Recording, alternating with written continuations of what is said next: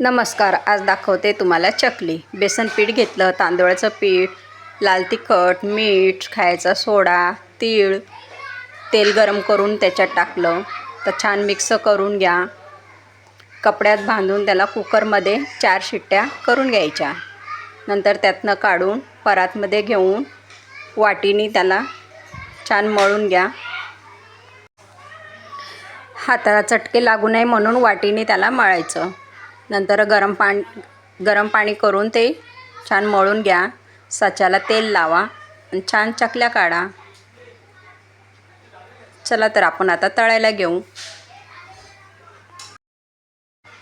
Video बनवायला खूप मेहनत लागते. चला तर मग सबस्क्राईब करा, लाईक करा, शेअर करा. छान तळून झाल्यावर ताटात काढा.